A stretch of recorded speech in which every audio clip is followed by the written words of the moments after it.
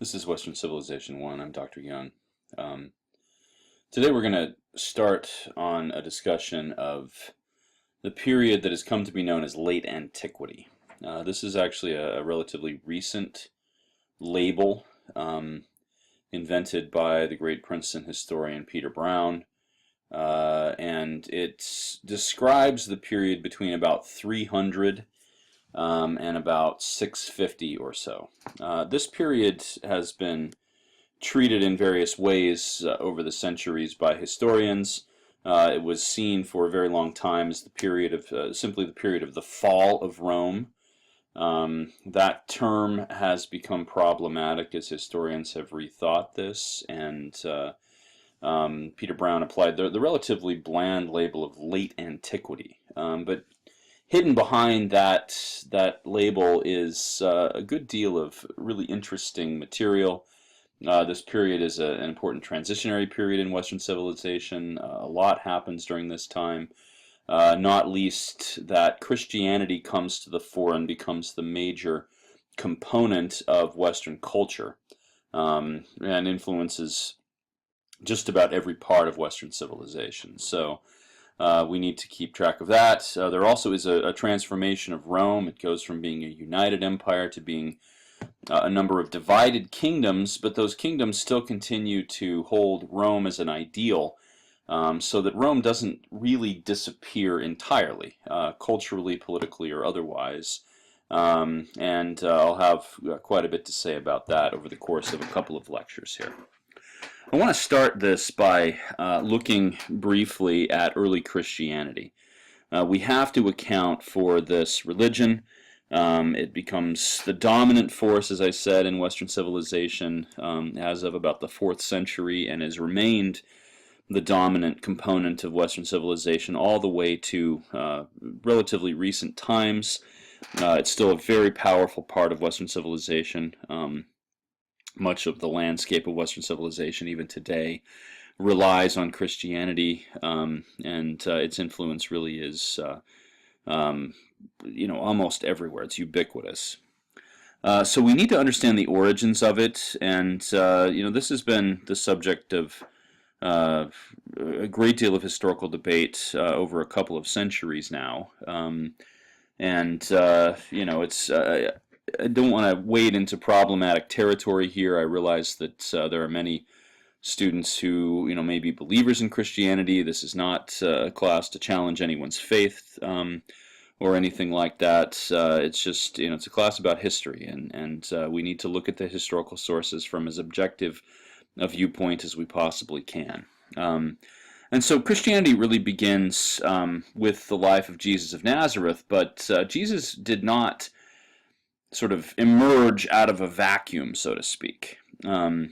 His life and career and the rise of Christianity were dependent on some cultural factors that were already in existence in Western civilization. And so I wanted to look briefly at a few of these. This is something that we could get lost in. I teach occasionally classes on ancient religious history, and this is something I spend a great deal of time on, so I will try to simplify this as much as I possibly can for the purposes of this class. The first important part of the background is the phenomenon that we know as mystery religions. Now that sounds obviously very mysterious. Sorry for the play on words there. But mystery religion really is a particular type of religious expression that grows up first in the Hellenistic period and becomes very popular during the Roman period. Mystery religions were, to some extent, a response to the prevailing forms of religion that existed in ancient Greece and ancient Rome. We've talked about this a little bit already, but the prevailing forms were state cults. That is, every city, every Greek polis, or every city-state somewhere else in the Mediterranean had a patron god or goddess. They had other gods or goddesses they worshipped at the same time. And the worship, the rituals, and things like that that were performed to interface with the deity were performed on the level of the community. These were civic festivals. They were more akin to, say, a parade or fireworks on the 4th of July today than to, I don't know, a Catholic Mass or a Jewish service, or the Friday prayers at a mosque in Islam or something like that. These were not private religious expressions. They were expressions on the level of the community, and they were handled by public officials. But there were people, and this was especially the case beginning in the Hellenistic period, who sought a more personal form of religion, more personal contact with the deity. There are religious expressions like that date back all the way to the early part of the first millennium BCE, and these existed alongside the more public cults that were the more obvious forms of religion. But these mystery cults became more important, more popular over time, partly due to the social dislocation that was one of the results of the conquest of Alexander the Great, where people were living in these huge cities like Alexandria and Antioch, and were cut off from, the very kind of safe and secure identities that people had during the classical period of Greece, when they identified primarily with their polis. And so the mystery cult gave them an opportunity to have a more secure foundation, to form an identity that was not tied to their civic life, but rather to a personal personal contact, or a personal expression of faith in a specific deity. Now, there are three characteristics of mystery cults that I want to expand on briefly here. The first of these is that mystery cults are invariably based on some sort of profound myth that has the deity in question doing something to help out those who believe in that deity. And this might be another deity, another god or goddess, might be somebody closely connected in the mythology to that deity. But from that story comes the sense that if the deity can do that for an individual, can perform these miracles or accomplish these great deeds for an individual, that anyone who believes in that deity might be able to partake in the same thing. Now, if this is all rather nebulous and confusing, let me give you a couple of examples here. So one figure that was worshipped as a mystery cult figure was the goddess Demeter. Now, there were cults, public cults to Demeter as well, so let's not confuse this, but the earliest example of a mystery cult that we have is what is known as the Eleusinian mystery, which is a cult devoted to the goddess Demeter. And this has to do with the mythology that surrounded Demeter. And you may know this from learning Greek mythology maybe as early as junior high or something like that. I remember hearing this story when I was in about 7th grade. But according to the legend of Demeter, she had a daughter named Persephone. And Persephone was a beautiful girl, and the god Hades, the god of the underworld, fell in love with her and kidnapped her, spirited her away to the underworld. And Demeter, the goddess of fertility, was of course despondent at the loss of her daughter. She sought far and wide for her, and she finally, once she realized that Hades had her, she sort of rebelled against the other gods and refused to allow the earth to grow anything. She is, after all, the one who controls fertility, and so there was a massive famine. All of the creatures of the earth were about to die, and the other gods then put pressure on Hades to return Persephone to Demeter.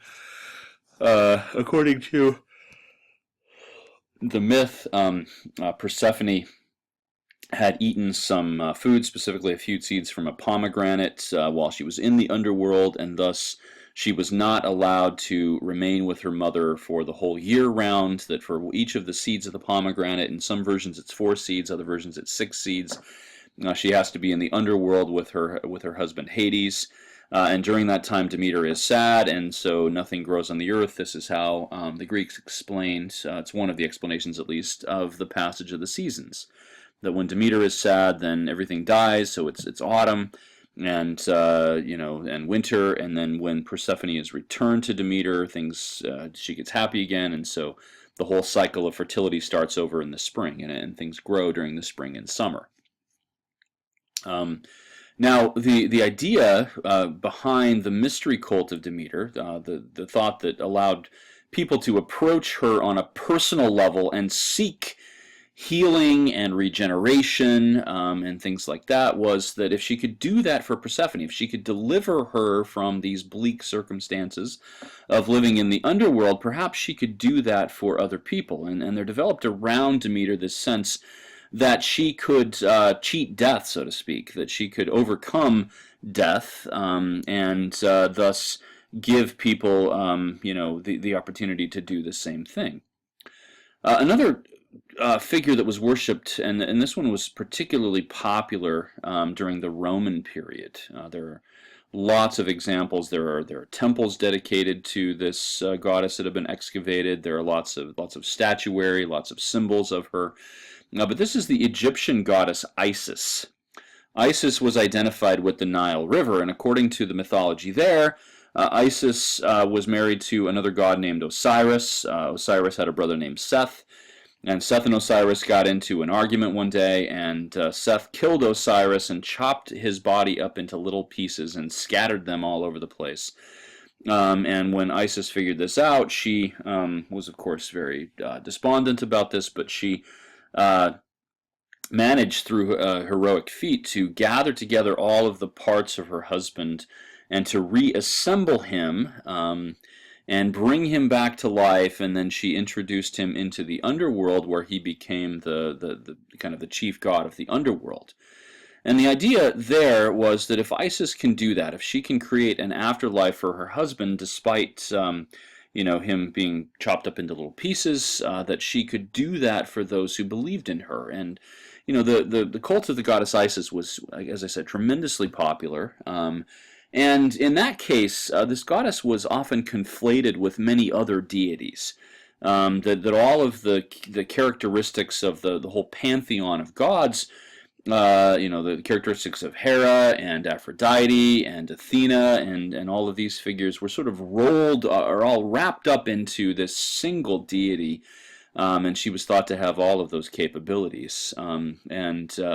We begin to approach a kind of monotheism, I suppose, with this, that there were adherents of the cult of Isis and some of these other mystery cults who worshipped, those deities exclusively. And that doesn't mean that they necessarily believed that was the only god or goddess, but there is a sort of exclusivity to this. And so that the potent myth is the first characteristic. Now, the other two I'm going to spend less time on, but the second characteristic of a mystery cult is that it was that one gained access to the deity through some sort of initiation process, through a ritual of some kind. And in fact, this is where we get the word mystery. The Greek word mysterium means rite, R-I-T-E, in fact, the Latin translation of the Greek word mysterium is the word sacramentum. And so if you're familiar with the word sacrament, and specifically like the 7 sacraments of the Catholic Church or something like that, you'll know that these are rites or rituals that one undergoes in order to gain greater access to God. And the same sorts of things existed in these other mystery cults, in the cult of Isis, in the cult of Demeter, in the cult of Mithras, who was originally a Persian deity but worshipped as a mystery cult figure during the Roman period, during the Roman Empire, and especially popular among soldiers in the Roman army. There were entire centuries, which were divisions of 100 men, in the Roman army that were, where one had to be sort of initiated into the cult of Mithras in order to be part of the century, and so this corresponded with the military ranks. Mithras, the symbol of Mithras was a bull, specifically a white bull, and so as part of the ritual, initiation ritual into the cult of Mithras, one had to be bathed in the blood of a sacrificed bull. and that was thought to, put one into the presence of the god Mithras. And there were often several layers of initiation, or several rituals, one that followed the other, that occurred in in these mystery cults. That one would go through initial phase of initiation, and then once one had progressed in the faith, there would be later levels of initiation. This again can correspond perhaps with the 7 sacraments of the Catholic Church. That one is baptized as a baby.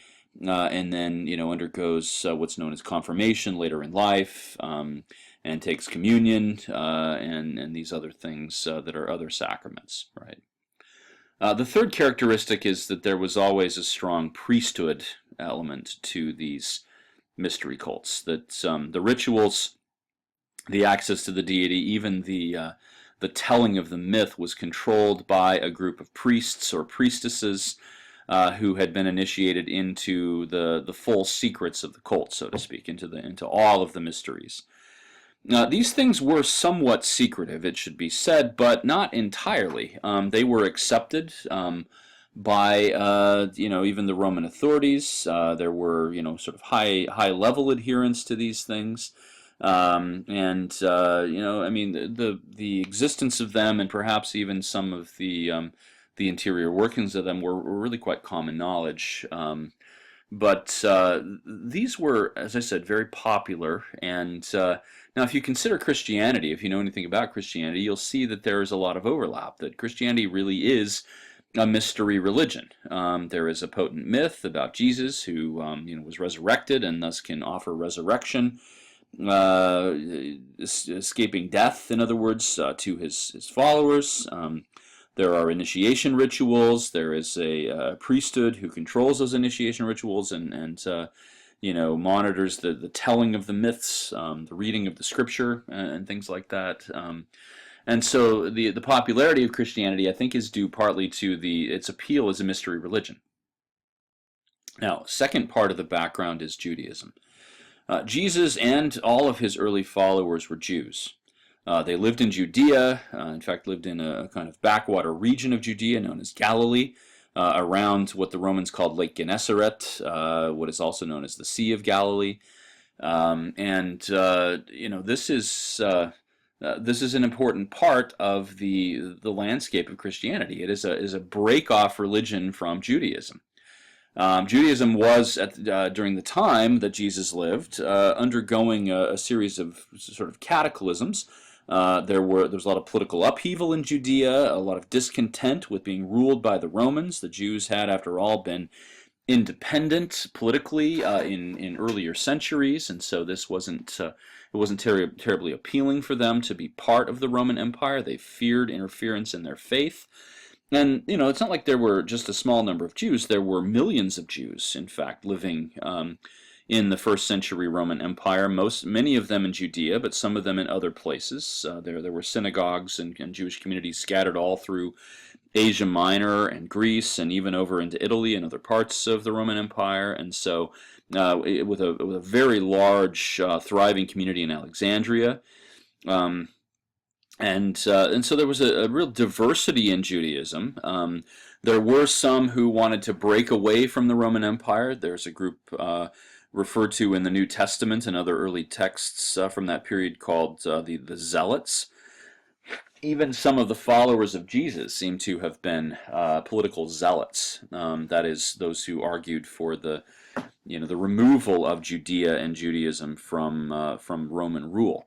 Only a few decades after the life of Jesus, there was a massive rebellion in Judea, where the Jews sought to break away. They expelled the Roman garrison from all of the towns of Judea, pushed them out of Judea, and the Romans then came back with a vengeance, and over the course of about 5 or 6 years, managed to reconquer Judea and subject Judea to much tighter strictures than had existed previously.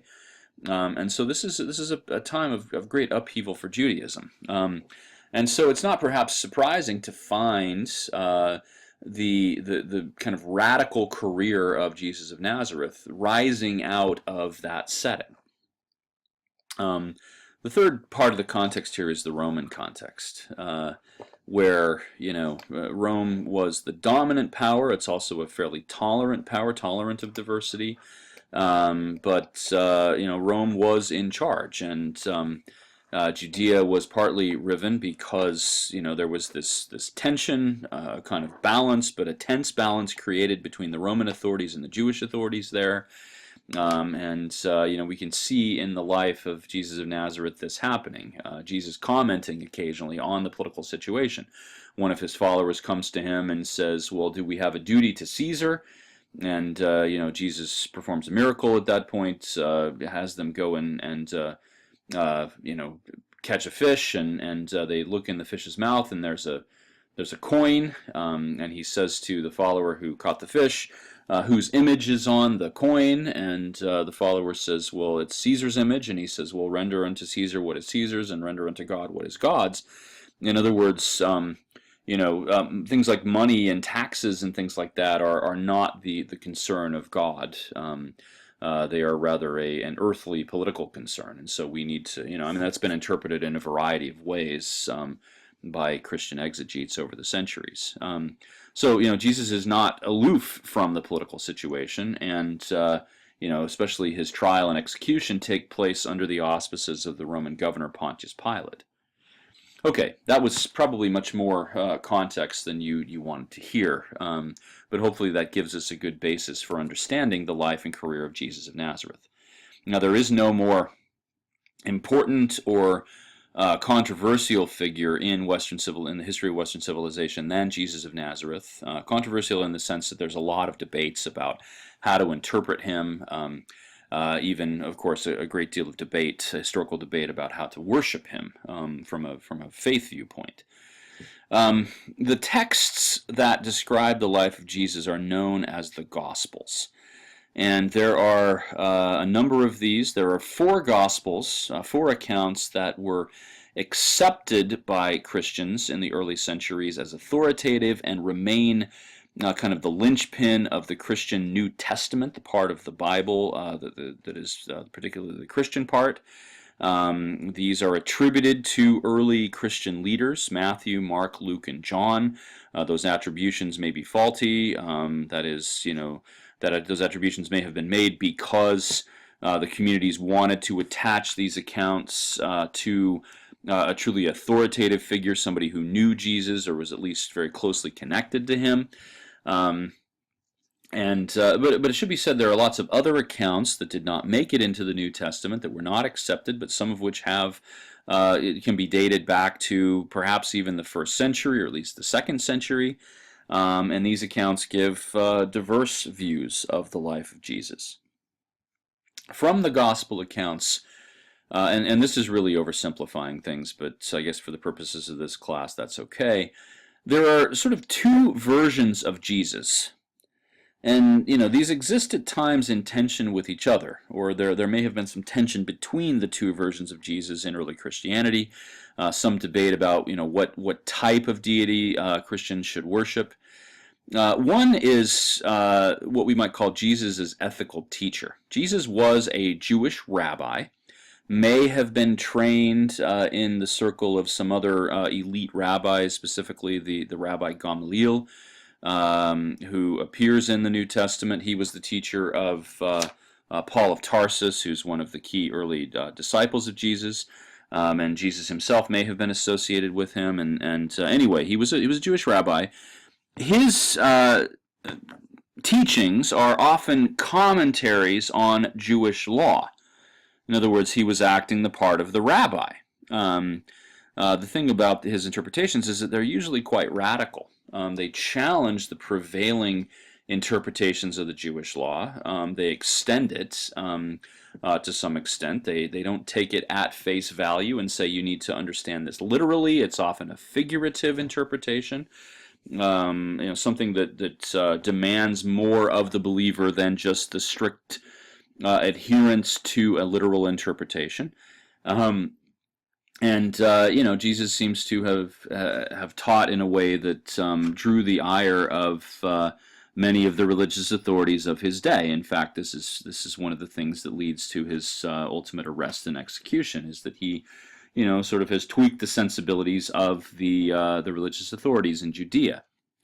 The other version of Jesus is what we might call Jesus as miracle worker. According to the gospel accounts, Jesus performed lots and lots of miracles. He, one very famous one has him preaching to a group of potential disciples, and it's been a long day, and these people are hungry, and they've come a long distance to hear him, and Jesus says to his close disciples, let's feed them. And they say, well, we've only got a few loaves of bread and a few fishes.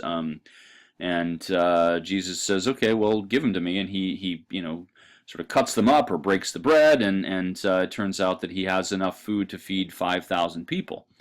And so he has this kind of divine power. Now, the greatest of the miracles of Jesus, and he does other things, heals the sick, and even at one point raises a person, a couple points actually, raises people from the dead. But his greatest miracle by far is his resurrection. That is, he was arrested for sedition, for rebellion, a collusion between the Sanhedrin, or the kind of council of Jewish authorities in Jerusalem, and the Roman governor. None of the authorities necessarily want to pronounce execution on him, but due to the outcry of the people, spurred by the religious authorities, Jesus is finally executed by the Roman soldiers, and he's specifically crucified, which was a terribly cruel way that the Romans had of killing people. It was not that uncommon. Rebels against the Roman Empire were often treated this way. But after his resurrection, 3 days later, he was miraculously brought back to life. He left his tomb that he had been placed in, and emerged as a resurrected being. Now, as I said, there seems to have been some tension between these two versions of Jesus, which one would become the dominant form. And there's no question that the Jesus as miracle worker, Jesus as resurrected divine being, is definitely the one that won out, even though, adherents would, of course, observe his ethical teachings. But the miracle-working Jesus, really the mystery cult figure Jesus, is the dominant one in early and historical Christianity. Now, the Christian Church was led in the early decades of its existence, and we really can't, I'm not sure that we can use the word church here. The Christian community was led by a group of people who had direct contact with Jesus.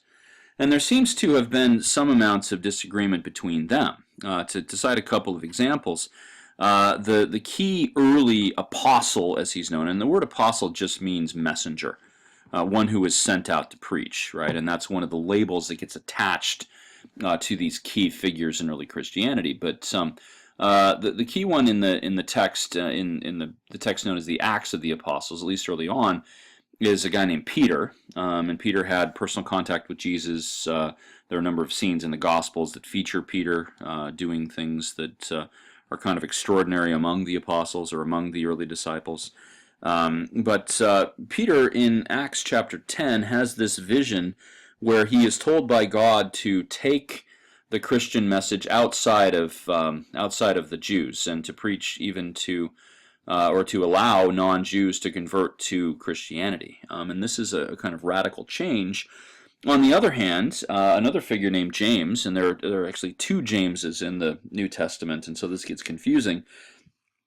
This is the one known as James the Less, and even called the brother of Jesus. He may have been his brother, may have been his half-brother, step-brother, something like that. There's different interpretations of that. But James was the head of the Jerusalem community, and the Jerusalem community seems to have been a very Jewish community of Christians. That is, they continued to worship at the temple in Jerusalem. They continued to observe the Jewish laws, to circumcise their children, their boy children, and to do all other things that were required of Jews, whereas Peter was kind of moving in another direction. The key figure after that, and some debate whether he had the rank of apostle or something else, he's usually called the apostle, was a guy named Paul of Tarsus. And I've mentioned him already. He had the distinction of being a Roman citizen, which is one of the things that helped him in his religious career. But Paul was also trained as a Jewish rabbi, in fact, kind of a radical rabbi. According to the text of the Acts of the Apostles, he was a persecutor of Christians. He was associated with the Jewish authorities in Jerusalem, and participated in the rounding up of Christians and arresting them and executing them. He was involved in the high-profile execution of one of the early Christian missionaries, a guy named Stephen.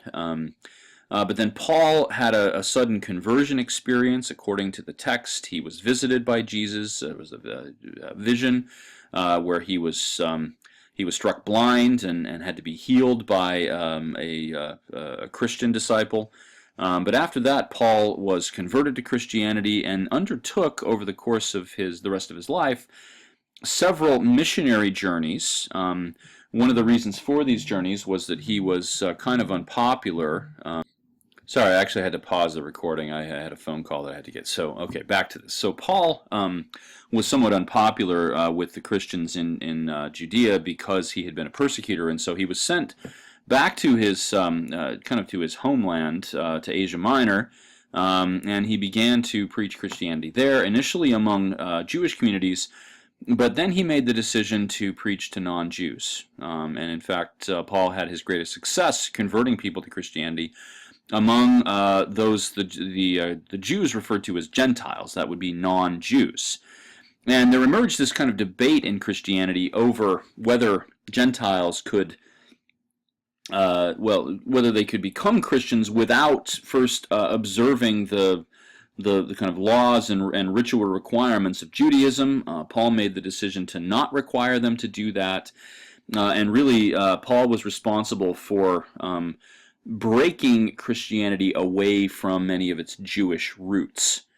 And this divide between Christianity and Judaism precipitated over time and continued, in fact, over the course of the next several centuries, to the point that Christianity and Judaism developed a great animosity toward each other. And that animosity has continued over the centuries to be a kind of central feature of that relationship. So, Paul was tremendously important for that reason. He also, it should be said, authored quite a number of texts. 15 of the 27 texts that make up the New Testament are attributed to Paul. Some of those attributions are almost certainly false, but he was considered authoritative enough and important enough that even texts that weren't written by him were often attributed to him, so that they gained authoritative status. He was a prolific author and a prolific traveler, and truly a tremendously important individual in the story of Christianity, in the story of Western civilization more generally. Now, the separation from Judaism was precipitated not only by Paul's teachings, but also by other developments. There were these Jewish revolts around 66 CE in Jerusalem, and this led to the Roman retaliation. And during that retaliation, they besieged Jerusalem, eventually broke into the city, and burned down the Jewish temple there that was many centuries old. And the loss of that ritual center, which had been the focus of so much worship in Judaism, was a catastrophic event for Judaism and really forced Judaism to redefine itself.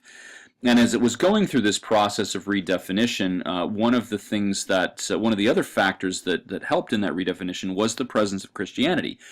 That the Jewish authorities, the rabbis in particular, who dominated the synagogues, which became the dominant institution in Judaism after the destruction of the temple, these rabbinical authorities often pronounced on matters in Judaism with Christianity in mind, and essentially chose to do things that were opposed to Christian things, right? So the animosity existed on both sides, and the self-definition was going on, and this is why Christianity and Judaism began to diverge so much and develop this kind of chasm between the two religions. Now, this is problematic because Christians and Jews continue to live next to each other all the way to the present.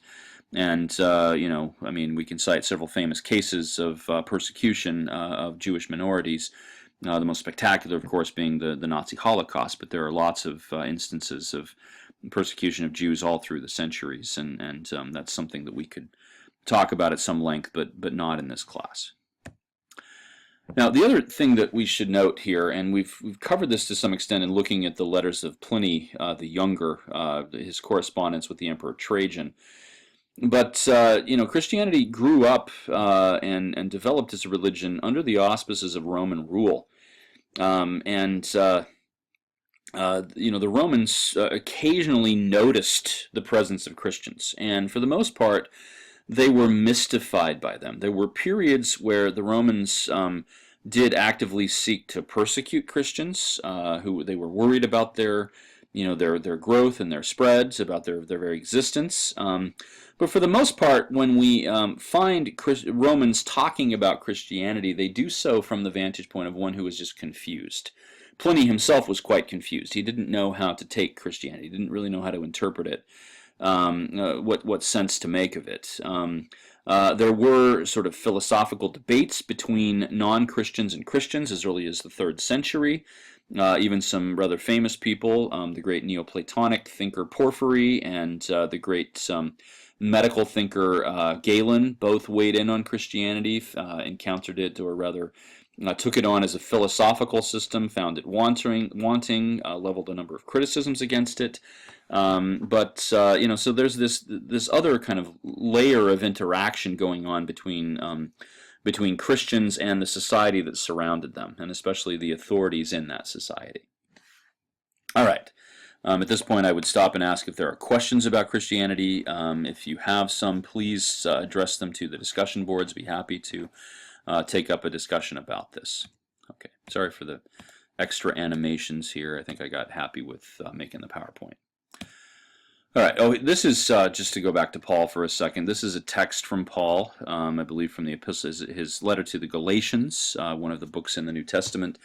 You can see his outlook here. He says, all of you who were baptized into Christianity or into Christ have clothed yourselves with Christ. There is neither Jew nor Greek, slave nor free, male nor female, for you are all one in Christ Jesus. And so, Paul's vision of Christianity is a kind of radical egalitarian community where the distinctions common in society generally disappear, where it doesn't matter if you're a man or a woman, it doesn't matter if you're of Jewish heritage or you're Greek, that is a Gentile, even if you're a slave, you can still have access to all of the rewards of Christianity. You can, all of the kind of promises that come with worshiping Jesus, good afterlife, resurrection, and all of that stuff can be yours. He also lays claim to something that was, before this, the province of Judaism alone. And he says at the end of this, if you belong to Christ, then you are Abraham's seed and heirs according to the promise. In other words, the Christians are the only legitimate heirs of the ancient Jewish or ancient Hebrew legacy, Abraham being the legendary founder of Judaism. All right, let's shift gears here then, and let's keep Christianity in mind, and we'll come back to it a couple more times in this lecture.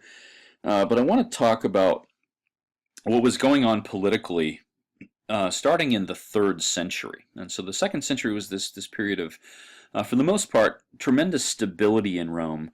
That collapsed in the 3rd century due largely to infighting politically over the throne, over the imperial throne.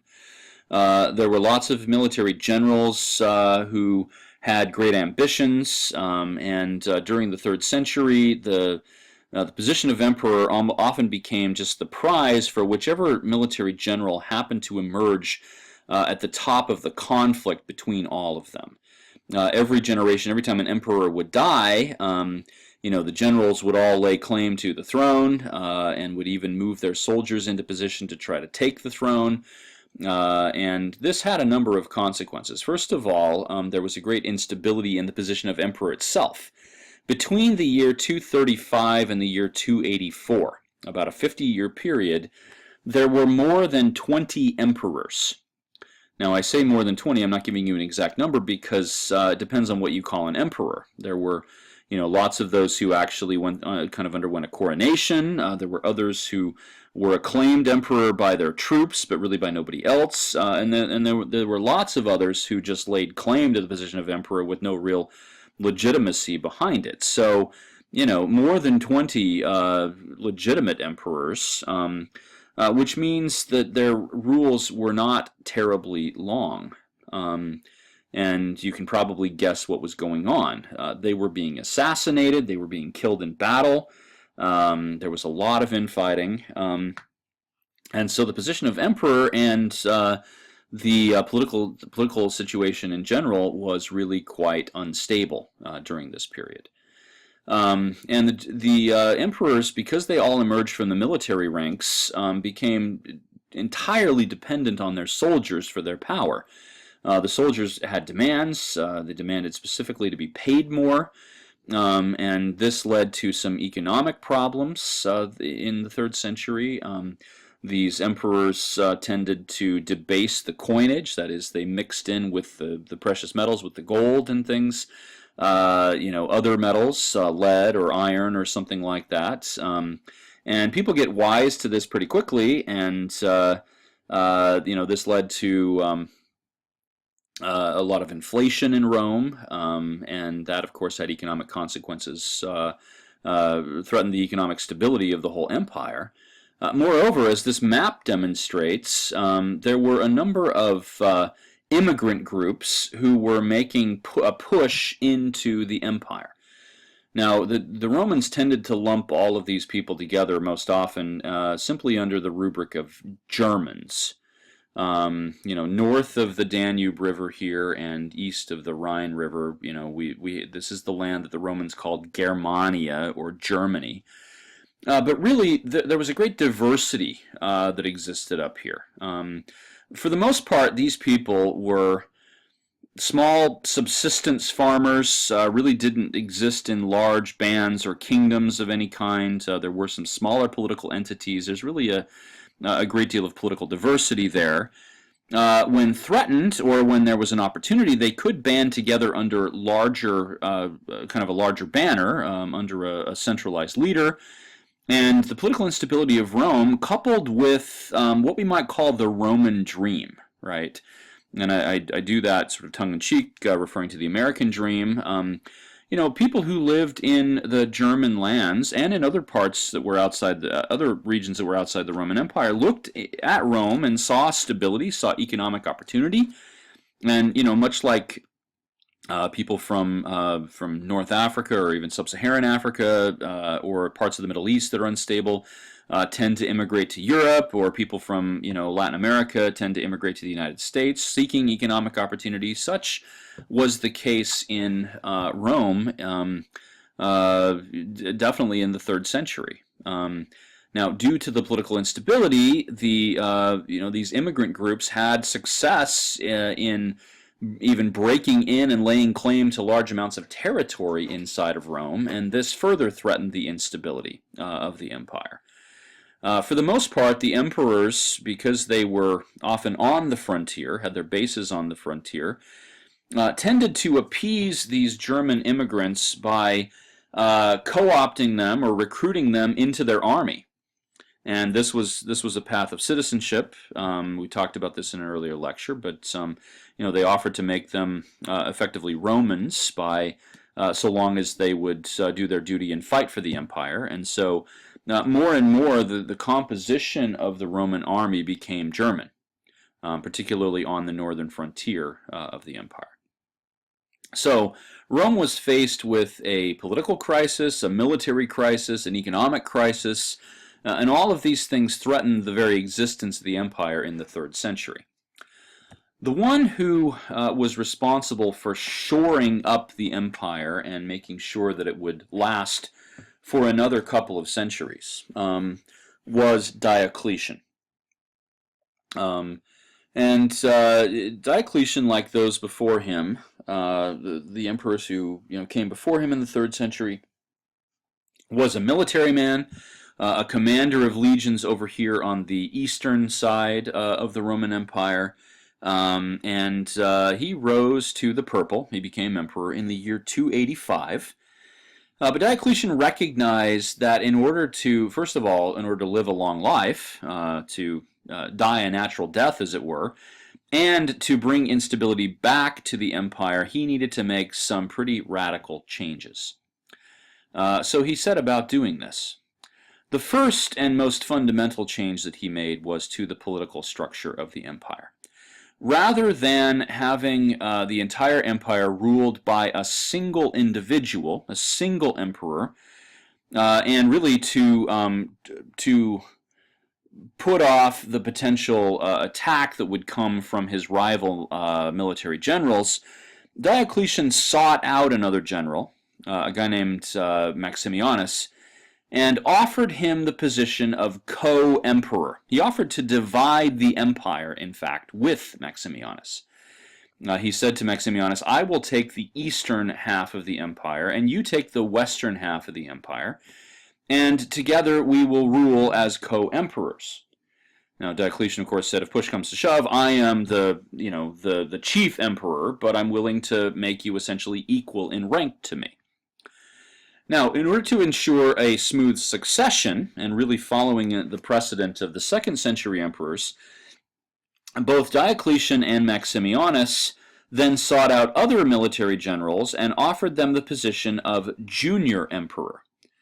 That is a kind of co-emperor, except on a lesser level. Diocletian and Maximianus took the title each of Augustus, and so there were 2 Augustuses, or 2 Augusti, to use the proper plural there. And the junior emperors were given the title of Caesar. So 2 Augusti and 2 Caesares.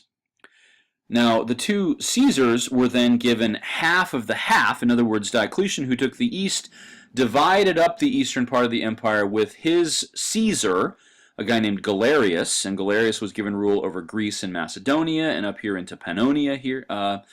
And Maximianus's Caesar, whose name was Constantius, took rule over Iberia and Gaul and Britannia, while Maximianus retained control of Italy and Africa here.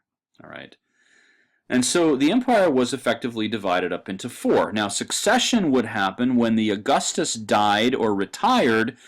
The Caesar would then be elevated to the position of Augustus, and he would then choose a Caesar who would act as his junior emperor. This would ensure that there was no debate over who should be the next emperor. Because we have 4 generals involved, the 4 most powerful generals, there's no longer a real rivalry between them necessarily, and so this new system is known as the Tetrarchy, the rule of 4. But the political changes extended beyond just the position of emperor, or emperors in the plural now. Diocletian redid the imperial bureaucracy. I mentioned in the last lecture that Rome was ruled pretty much by a group of about 1,000 people. They were the only, the senators and the equestrians. These were the only individuals who were part of the central bureaucracy. Everything else was given over to local authorities who ruled with a great deal of autonomy. Diocletian wanted to extend the power of the central government, even though he had diluted the power of the individual emperor, of course. He wanted things to be run more centrally. And so he did away with the provincial designations. He did away with all of the Roman provinces, and instead created new units known as dioceses. And you can see the various dioceses here. Each of the 4 divisions of the empire had 3 dioceses. So there's a diocese of Britannia, a diocese of Gaul, actually the western one has 4, the diocese of Vienne and the diocese of Iberia, and you can see the others here, right? So each one had 3 or 4 of these.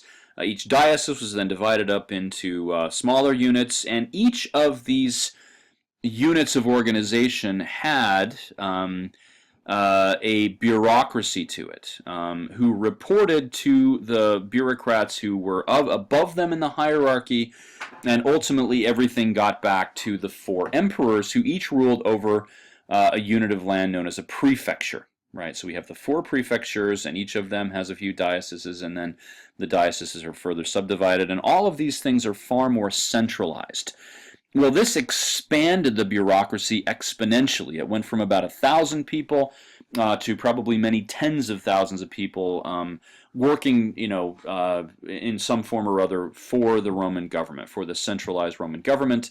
This did away with all of the local autonomy that had existed before, and allowed Diocletian and his fellow emperors to collect taxes more efficiently, to see to military affairs more efficiently, and to do all the other things that they saw as necessary. Now, another thing that Diocletian did, a kind of important change to the person of the emperor, to the way that the imperial office functioned, was that instead of the accessible, persona of the emperor that Augustus had cultivated, the princeps, that is the emperor who was really just the first citizen, who was not, at least in kind of his public persona, above other Romans. Diocletian took his cues from the ancient Egyptian pharaohs and from the Persian emperors, and instead adopted a lot of imperial trappings. He didn't give audiences very often. When he did it dressed in spectacular robes. There are even accounts of him putting makeup on that had gold dust worked in it, and they sprinkled gold dust in his hair, and they would sort of train lights on him so that it looked like he was glowing and divine. He increased the strength of the imperial cult, and so the emperors, there was no question that they were divine beings. His preferred title, instead of princeps, was now Dominus, or even Dominus et Deus. This means Lord and God.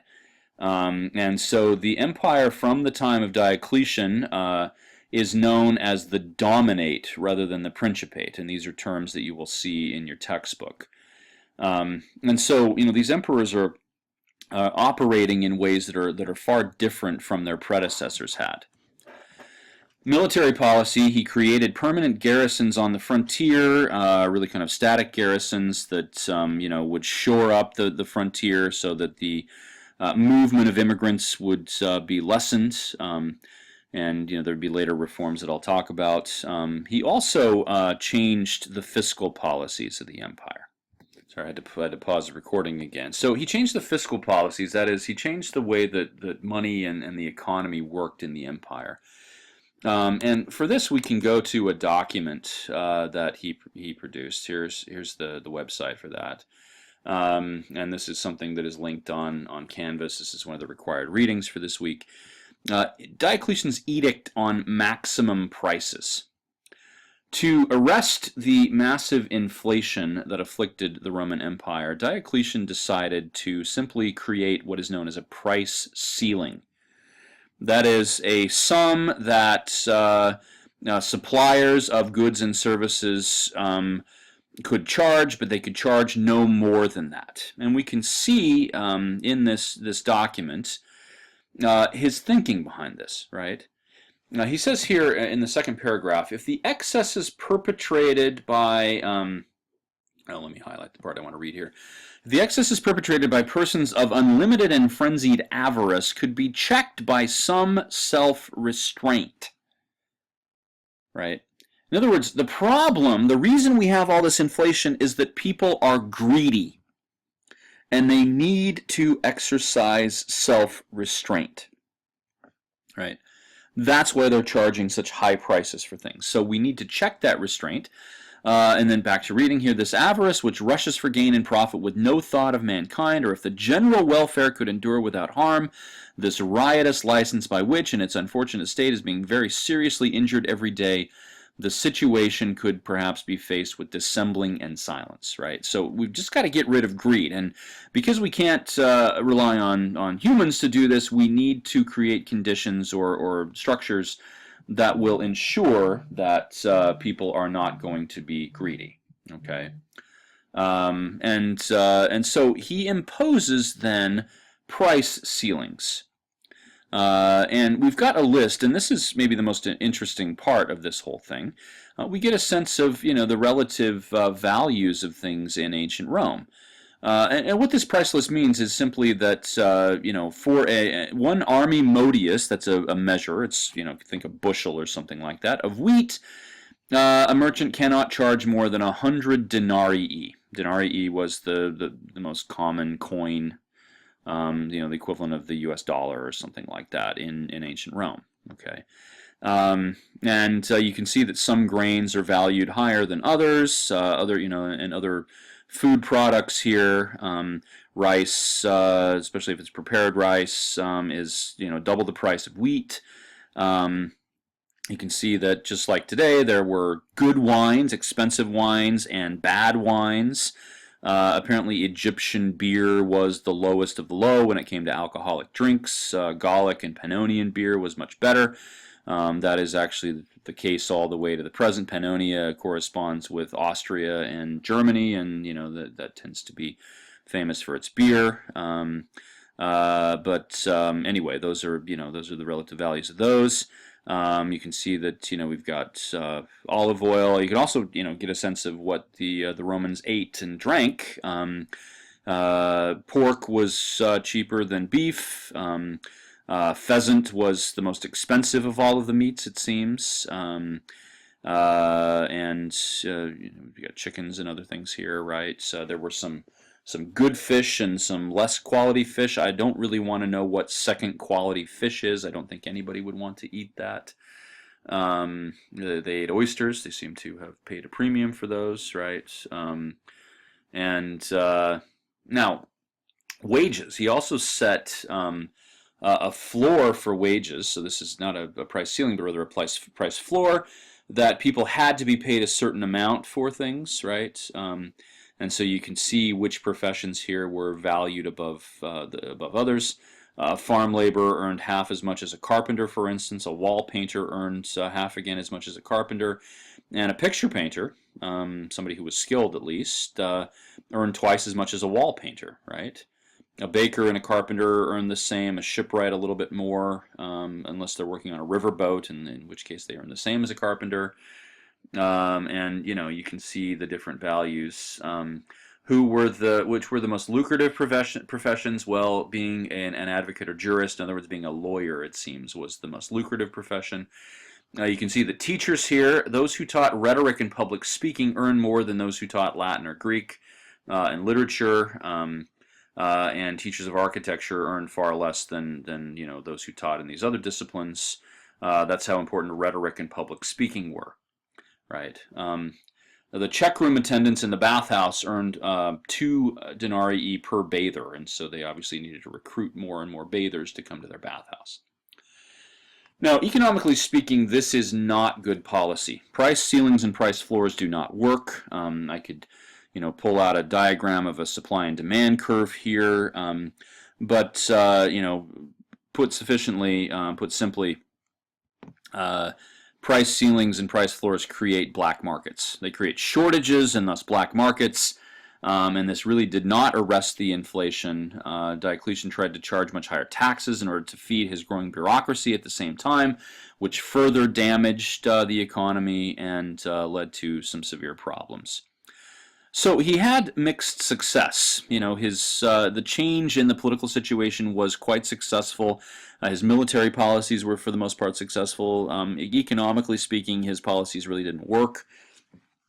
And so for the continued ills of the empire, he sought to blame someone. And the easiest, most readily available source for offering a good scapegoat was the Christian community.